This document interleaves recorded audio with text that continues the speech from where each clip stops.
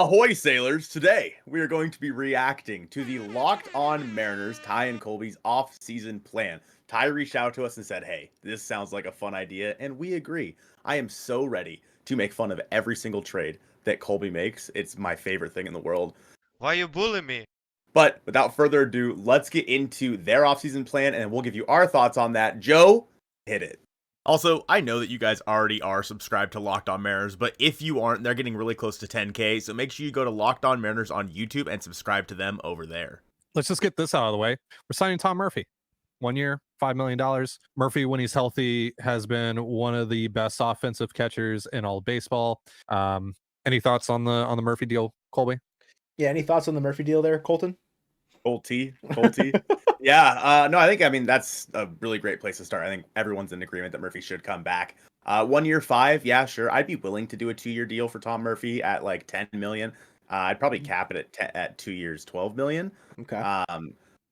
I just think it makes sense. Maybe a club or a player option or something. Like, bring Tom back. And he might get more than that on the open market just because he does have the offensive numbers that when he's healthy, he can put up and be an everyday catcher. Whether or not with him staying healthy, if he can ever stay healthy enough to be an everyday catcher, I don't know.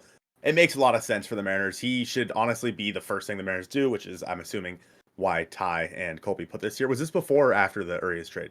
This was after. I'm sorry, before. Okay. Sorry, the Urias trade happened after. I'm sorry. Got it. Cool. Yeah. Do you want to listen to what Colby has to say? I'd love to hear what Colby has to say. I'm going to make fun of it. Man, if you could find a way to get Tom Murphy for 60 games a year, it would be so much better because then, whenever Murphy does go on the IL, you have, in theory, a legitimate backup, or at least one who's better than Brian O'Keefe and Luis Torrens. $5 million, maybe it's a bit much now that they've acquired Blake Hunt, but I think that's about what you have to pay a really good backup catcher, and that's what Murphy is. So if you can get him for less, great. If you have to pay more than $5 million, we're talking 6-7 million. I'm out. He's out, Colton. Guarantee his second year. He's out. I think I'd go 2 year 12, like you're saying. I don't even care. I just really like Colby's face right now. It's a great image. That's all I need. Yeah, I don't know. 2 years 12, I think is perfect. Again, that's the most that I would go. And like Colby said, if you can get him for less, then sure. I think it makes a lot of sense. Also, props. I'm assuming it was Ty that made the graphics. If it was Colby, whoa. I'm just gonna make fun of Colby the whole time because he would do the exact same thing to me. It's a bit rude, but the graphics are cool. I like the graphics. So well done, gents. But yeah, no, I think like we said, Tom Murphy. Let's start it off. All right, so our first of 2 outside free agent additions that we're going to be making in this plan is Robert Stevenson, right-handed reliever, who was most recently with the Tampa Bay Rays. We're signing him to a 2-year, $16 million deal with a 2026 club option for $9 million. And Stevenson is someone that you brought to my attention, Colby, and the underlying numbers are really, really, really fascinating. The cutter is really the big pitch here. 60% whiff rate. Comparison sakes, Matt Brash's whiff rate on his best pitch, the slider, I think was at 48%. The contract we gave him is based off of what Pierce Johnson got from the Braves, what Joe Jimenez got from the Braves to sign back there.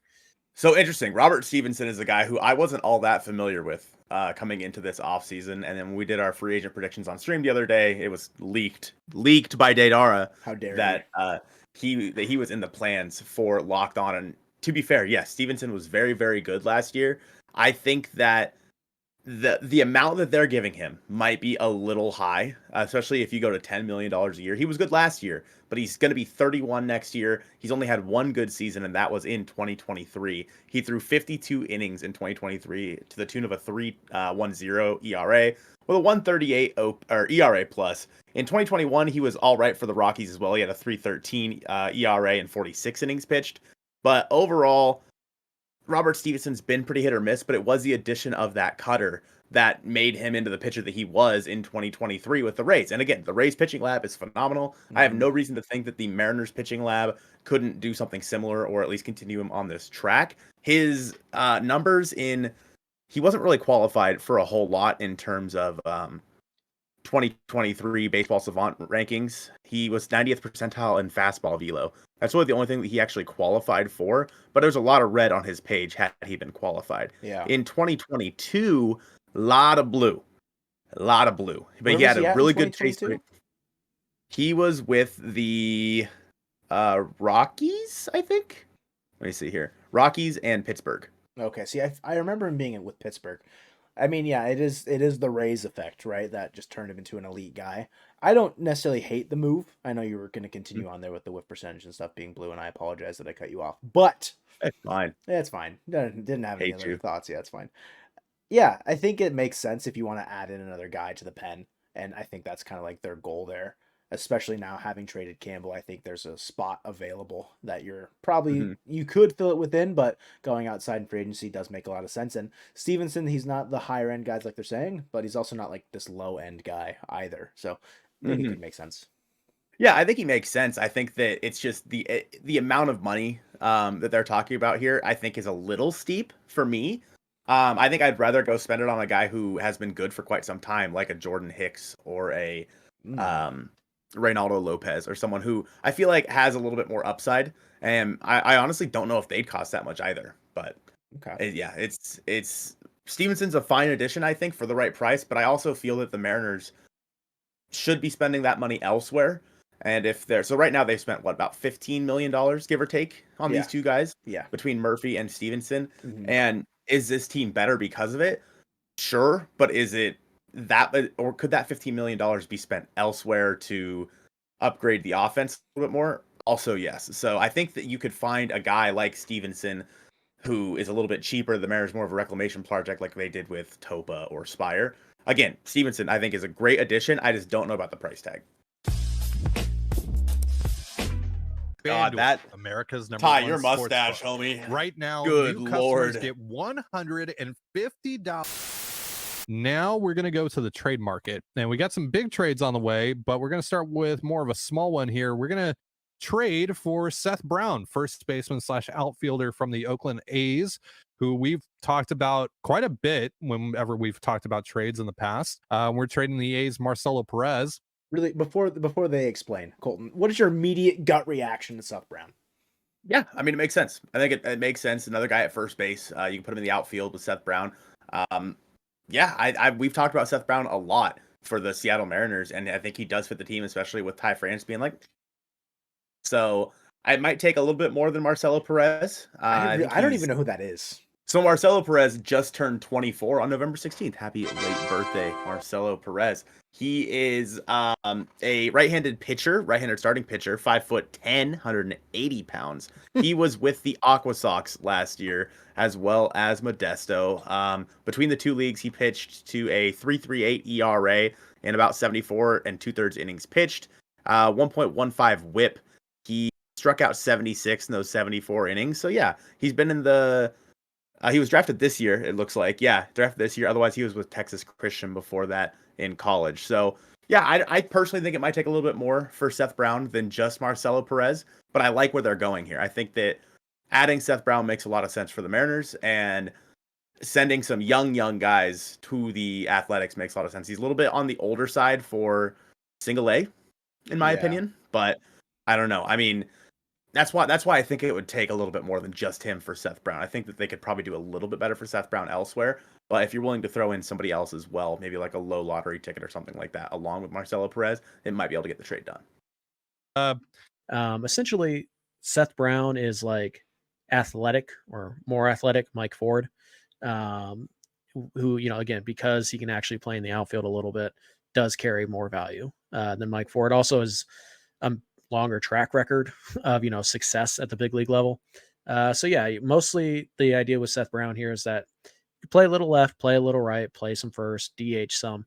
He's going to hit almost exclusively against right-handed pitching. The pull power is going to play really well at T-Mobile Park. Very least you have a plausible platoon at first base with Brown hitting against righties and France hitting against lefties.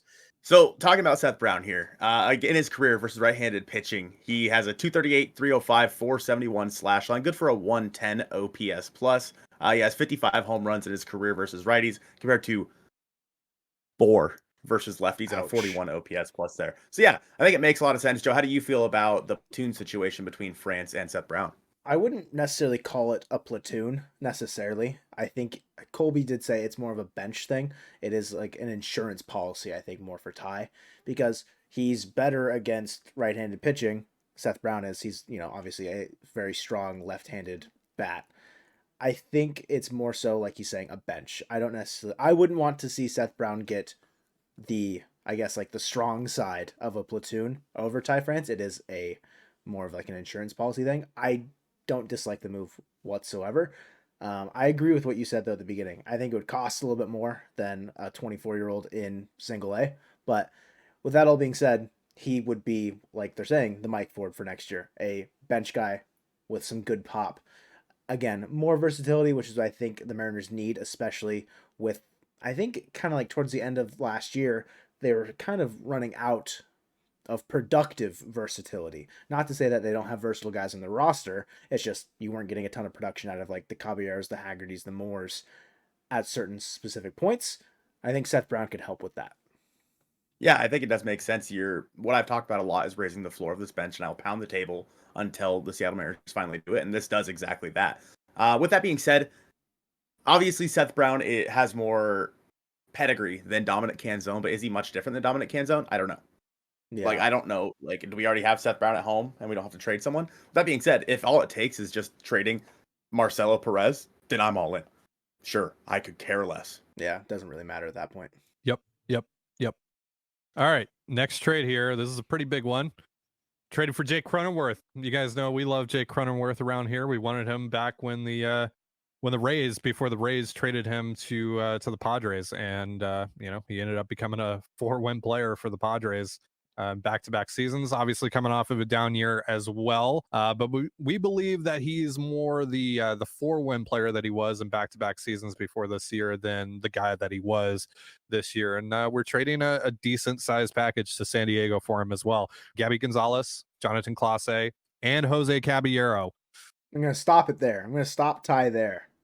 So in our last podcast, we talked about Jake Cronenworth a little bit because we had some community people on Twitter asking whatever. And you said that you were out on Cronenworth for the most part, largely due to the contract and the uncertainty of is he the 4-win guy? Is he the 1.5 WAR guy?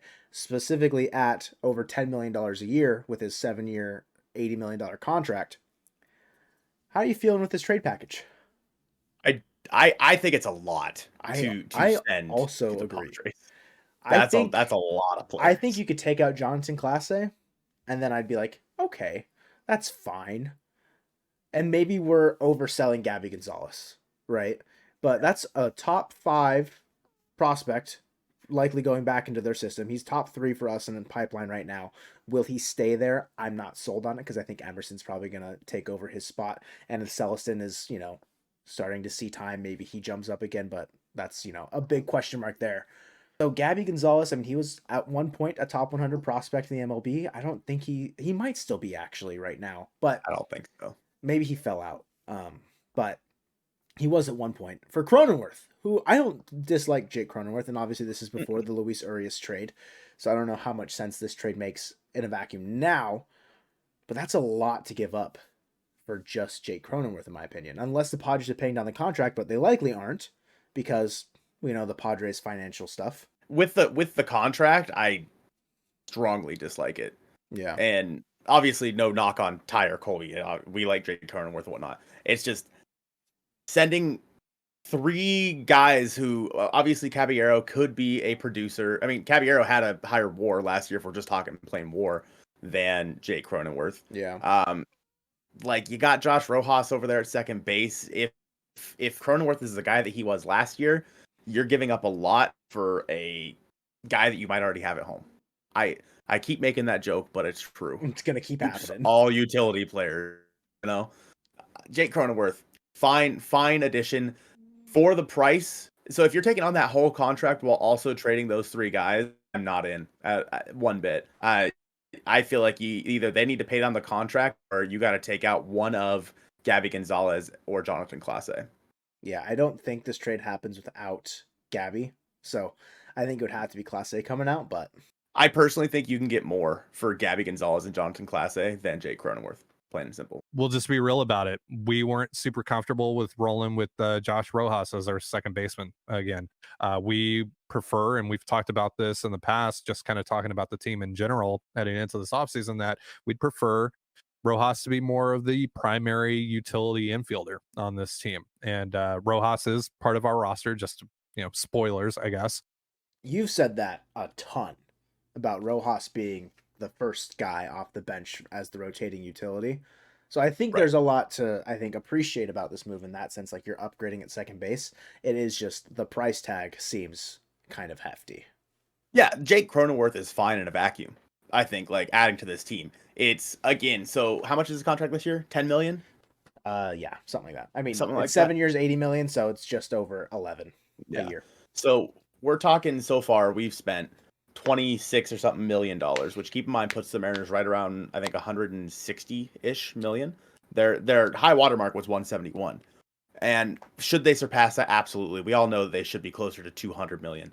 But with that being said, are they willing to do that? I'm not sure. So far, I am not sold that the trades take you any further than they were last year. I think Cronenworth is a good addition, but it's obviously the Mariners aren't always going to be able to go out and get the impact guys that they need to go get. Obviously, Sure. That's been shown time and time again. I'm just not sure if Jake Cronenworth's definitely the first like big addition by far. Yeah. And I think that it's fine, but the price tag that you're going to have to pay plus the amount of money you owe him is going to hinder you moving forward.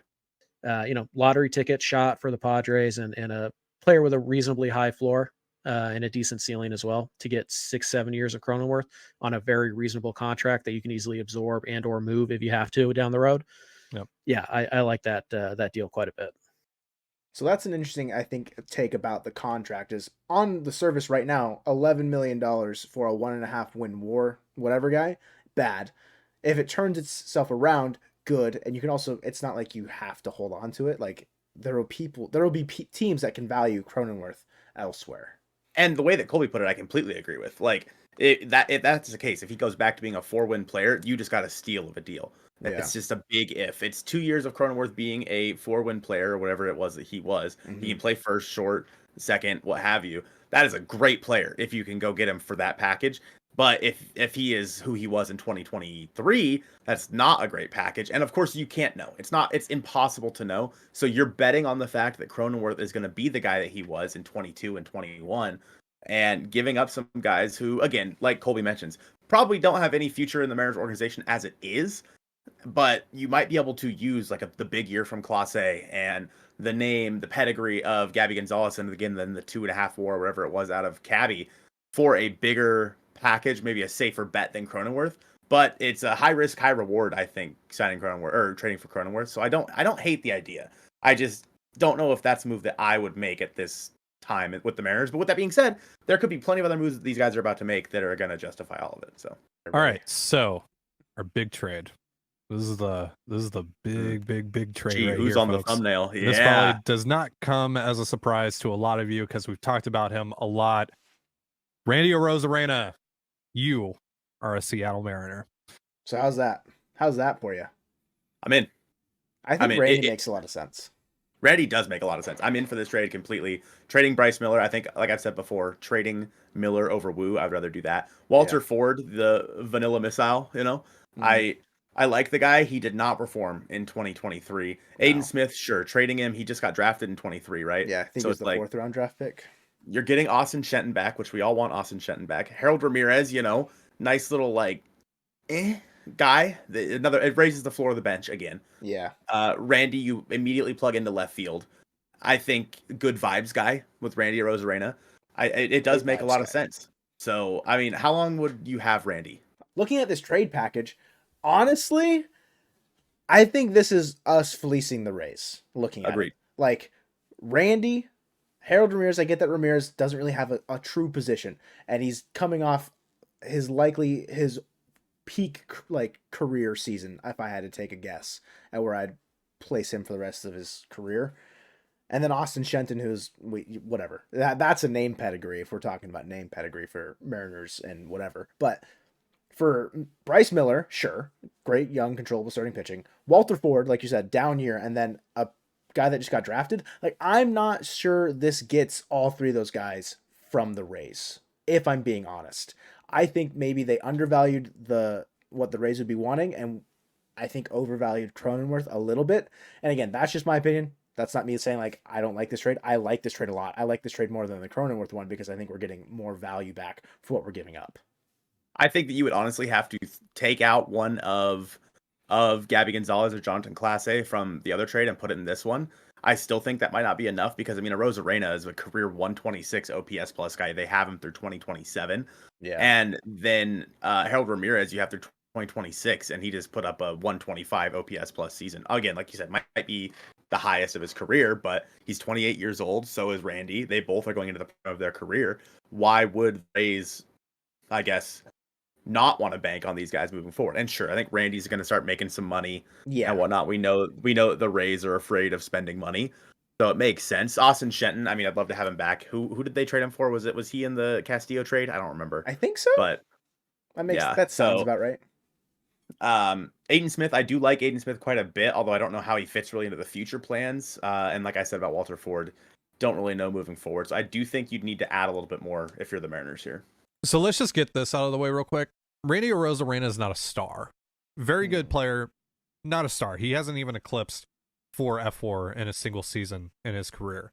I don't think that 3 years of him, especially considering that he doesn't play a super valuable position, is enough for Bryce Miller alone. So that's why there's the inclusion of Harold Ramirez here as well. And Ramirez obviously has his own flaws, or rather limitations to his value. 43.7% chase rate this past year. He doesn't hit the ball hard, but the results are the results. He flat out hits, and he's crushed lefties, like destroyed lefties. 173 WRC plus against lefties this past year. But I mean, yeah, Randy, I don't necessarily agree that he's not a star. I think that, I guess it depends on your definition of the word star. A lot of the stuff that Ty was saying about not the premier position, not a great defender, like both of those are true, and I understand that.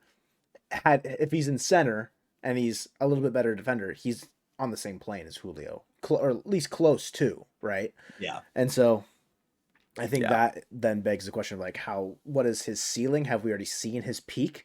I'm not sure, but he has been a very, very consistent hitter, and that's kind of what the Mariners need. This trade makes a lot of sense. It's just I would be worried that the Rays would want more. Right. I think that, I mean, Randy's going to put up 20 home runs, steal you 20 bags pretty much every year. He's done it for the last 3 years. Yeah. And I think that it makes sense to plug him into left field. I like the trade a lot. Like, again, if I would do this trade in a heartbeat. Yeah. Oh, easily. No question in my mind. The Rays, in my opinion, will want another piece there. Yeah. Probably somebody not on the 40 man, I would assume. So another guy like in like the Aiden Smith, Walter Ford realm. Sure. Because obviously they're always fighting for roster space in their 40 man roster. Could you get this deal done? Like, this deal might get done without Harold Ramirez in there. And again, Ty talked about the warts that come along with Harold Ramirez, and I completely agree with them. But at the same time, they're trading off 2 guys from their major league roster for a starting pitcher who, don't get me wrong, I might be undervaluing the value of a young, controllable starting pitcher that has already proven that he can do it in the big leagues and do it at a very high level. Yeah. So I don't think most people are gonna even know who this is when we bring him up, but that's Shota Imanaga. No, it's not Yoshinobu Yamamoto. It's not the big pitcher coming out of Japan, but really solid pitcher in Imanaga that it says in parentheses likely needs to be increased. We've heard some things that seem to indicate that it might be more in the 5-year, $80-ish million range, which we're fine with, I think. 5 and 75, 5 and 80, somewhere in that range. I'm still interested. The closer we get to 100 million, the closer we get to 20 AAV, I get less and less interested because there are other options out there. I like the guy, but if we're talking 5 and 90, I might pivot to somebody like Michael Waka. Right. But I prefer Imanaga. I do think he is an underrated arm. I think he's a really safe bet to be a number 4 and has a real good shot to be a number 3 just from, his slightly above average stuff and his plus command and control. So Joe, how do you feel about Shoto Imanaga? I don't dislike it one bit. I think it makes a lot of sense. I just would be worried that we'd get outbid. Colby is saying, as it's getting closer to 18, 19, 20 million a year, he's out. And I think that's about at the right price where the bidding stops. I'm like, okay, let's go somewhere else because it's just not going to be worth it at that point. As far as like international ties and wanting, a guy that has done it at the big league level, like whatever, like, can he do it? I wouldn't be surprised if Imanaga is a great pitcher next year. It's just how high is the asking price going to go? And can you find someone that's going to give you similar-ish production for less AAV? Probably. So if you're wanting to replace Bryce Miller, I think this is a great guy to go out and get. It's just a matter of if you're going to be able to compete in that market for him, because I think talk has ramped up for him quite a bit. I think there's going to be a lot of teams in on him. I personally am worried that Imanaga is just another Yusei Kikuchi. Based on his numbers in Japan, Yusei was actually better. And Imanaga is already 30 years old. Yeah. If you're going out there and signing this guy to, like Colby said, upwards of 15 million plus, like, I don't know. I think that's a little risky. And of course, you could always replace him in that spot when Robbie Ray comes back or what have you. There are options. But I personally would rather fill Bryce Miller's spot with a guy who, like you said, has done it at the big league level. And Colby mentioned Michael Wacha, I think, is a guy who fits that bill as well. Yeah. I mean, I'd even go out and if I'm the Mariners at that point, I'd take a look at some of the even lower level guys. I don't have anyone on the top of my mind right now, but it doesn't have to be anyone spectacular. Hell, it could be just Marco Gonzalez, like for until Robbie Ray is ready. You know what I mean? Yeah. Like, it doesn't you don't have to go out there and make a big move. But then if one of these guys ends up getting hurt, then you're screwed. So I like the idea for Imanaga, but I mean, he had a 2.96 ERA in Japan. Yusei had a 2.85. Yusei came over when he was 26 or 27. Yeah. So I don't know. I don't necessarily know what the right answer is, but Imanaga does have really good stuff. So yeah, do you think like his stuff would play better than Yusei's did when he came over? I don't know, because Yusei also had really, really good stuff, but Yusei's problem, I think, was finding the strike zone. His command, huh?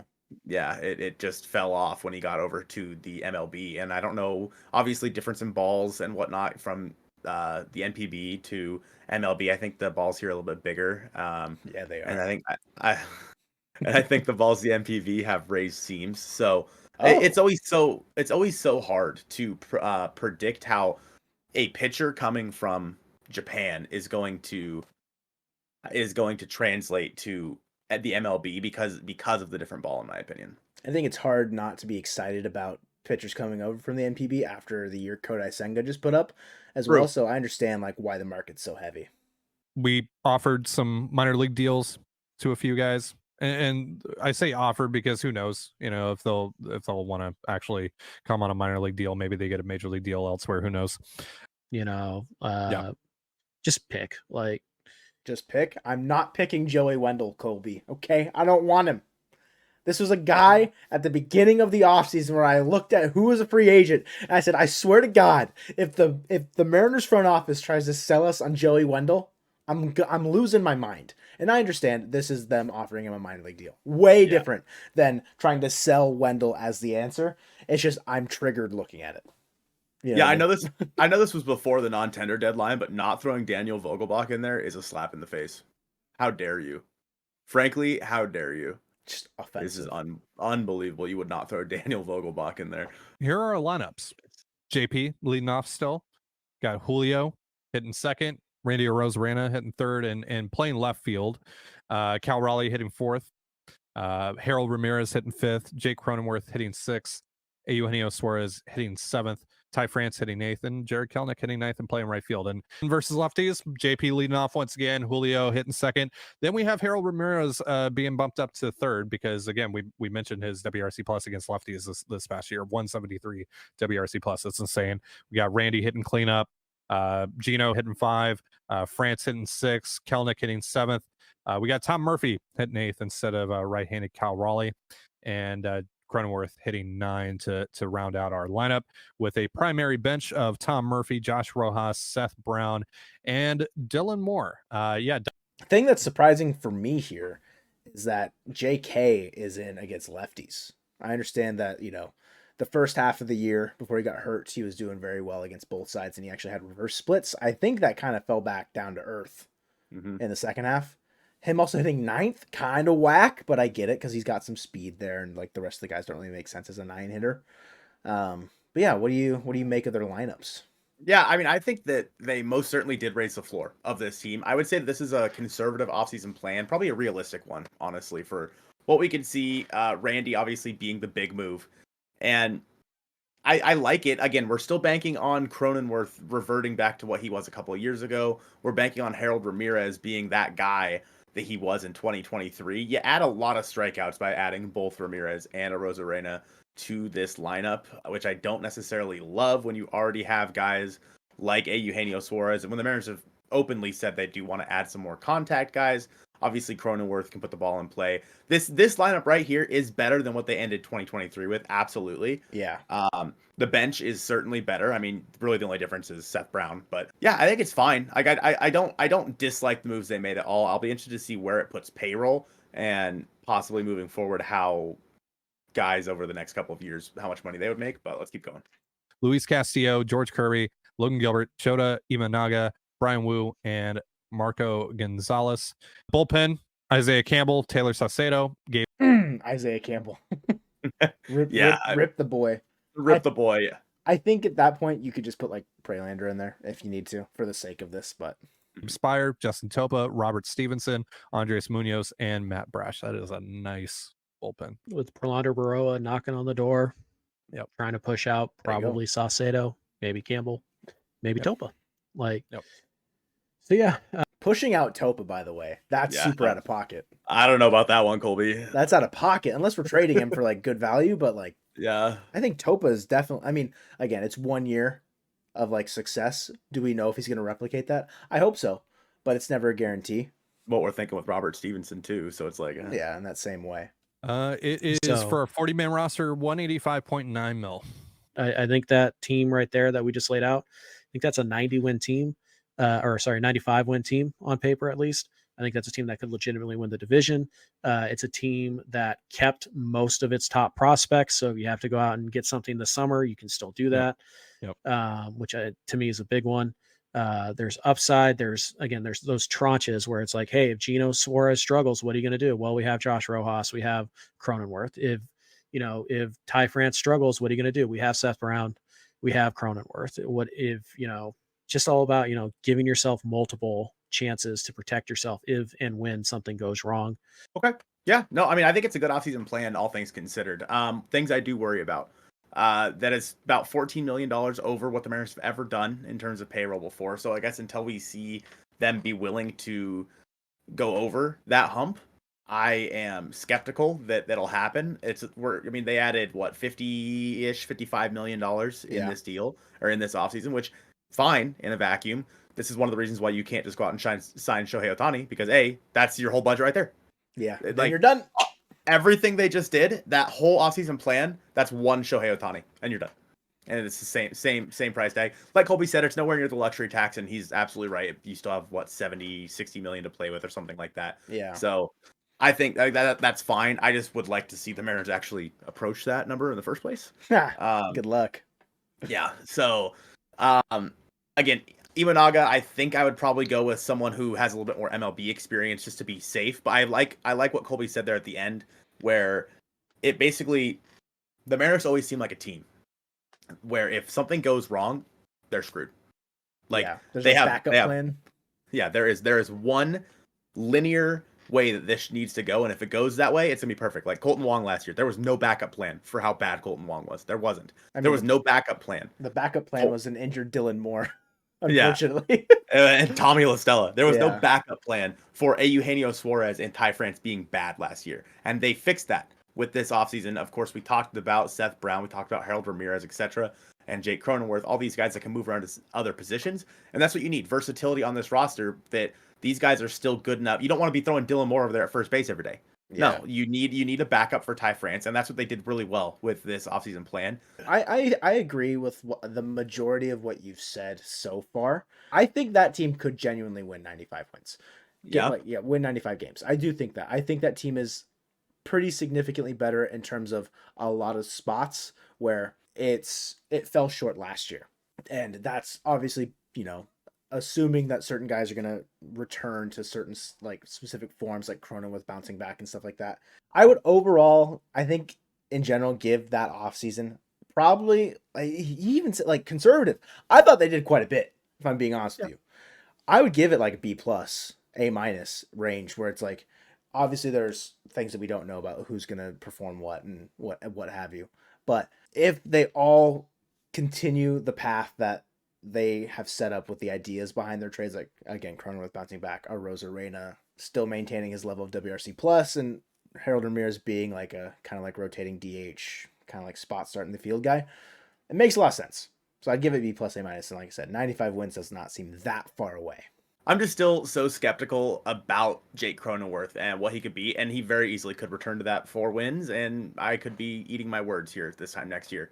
But I would give it a B to a B plus. I'm kind of in that range. I agree with a lot of what they said and a lot of what they did. Some things I don't agree with, including the Imanaga signing, Jake Cronenworth, the cost for Cronenworth, and then maybe us fleecing the Rays. Like, I don't know if the trade packages were quite there, in my opinion. Yeah. Not to say that I could have done any better, by the way. I sure as hell couldn't have. But just looking at it from my point of view, I think that maybe there could have been some tweaks there. In terms of Robert Stevenson, I think you might be banking a little bit on him to continue what he was last year, although that cutter that he added in is, I don't see any reason why the Mariners can't continue that success for him. Yeah. So losing Campbell, of course, putting Baroa in there, whatever. B to B plus. There are still some things that I would have rather done, but we'll save that for another video some other day. Well, thank you guys for watching us react to Locked On. Locked On, thank you for reaching out. Ty, appreciate it for, giving us this idea. Great stuff over there, and go Mariners.